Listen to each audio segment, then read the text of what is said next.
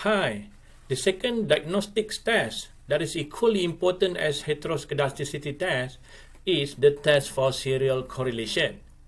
What is serial correlation?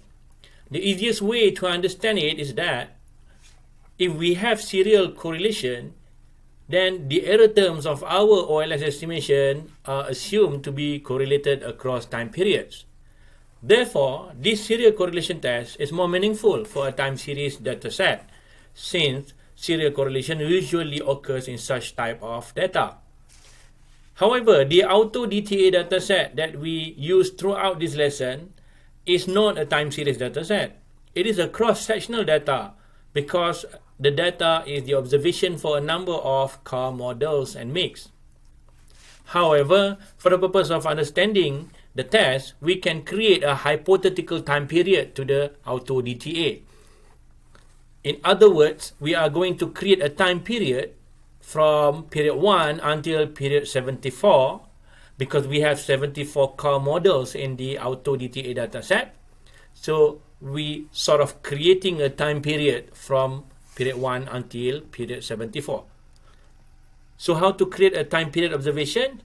Let's write this command, gen time equal.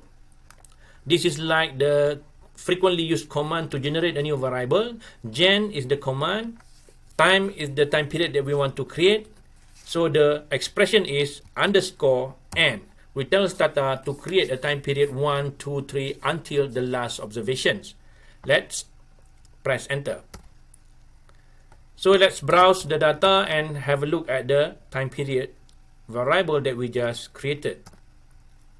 So we can see here time from 1 until 74. After we create the time period, we have to declare this data set to be a time series. So how to declare the data set to be a time series? We write TSSET time.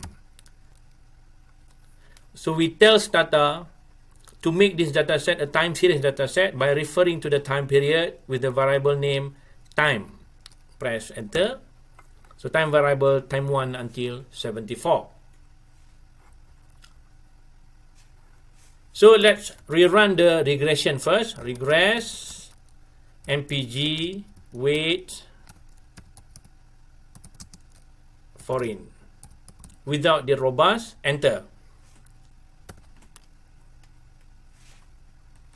There are 3 tests for serial correlation too, namely Durbin-Watson test, Durbin's alternative, and Bruce-Godfrey test. So let's start with Durbin-Watson test, which will give you the D statistic for the first order serial correlation. The statistic that we get from this Durbin-Watson test will be between 0 to 4, but we must get it close to the value of 2 if we want to make sure there is no problem of serial correlation. If the D statistics are quite far from 2, for example, it is close to 1 or to 4, then we might conclude that the serial correlation is present. So let's write the command estat d Watson.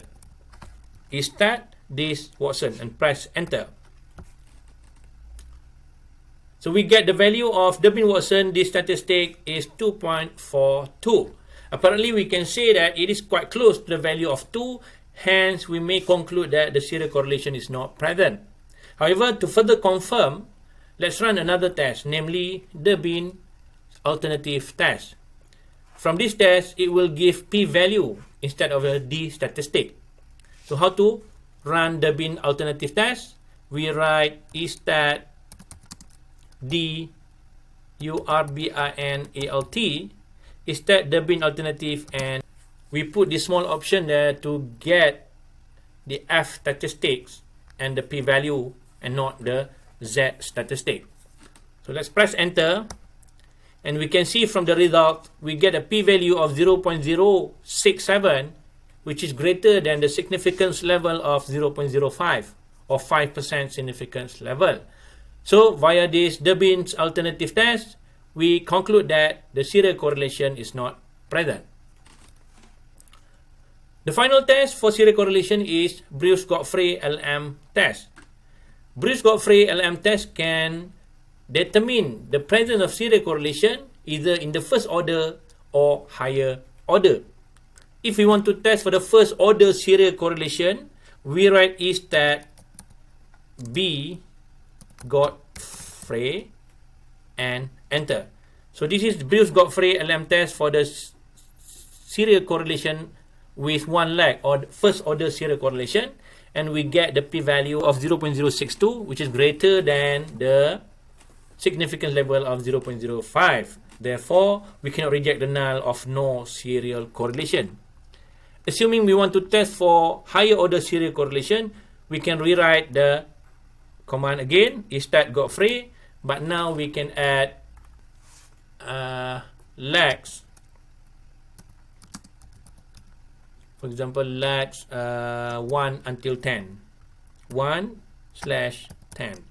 So we allow the Bruce Godfrey to detect for the presence of autocorrelation for leg 1, 2, 3, 4 until leg 10.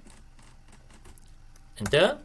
So we can see here the different legs or the different level of serial correlation with the respective p-value. So we can see the majority of the p-values, almost all of the p-values are greater than 0.05 significance level. Therefore, from these three tests, we can conclude that the serial correlation is not present.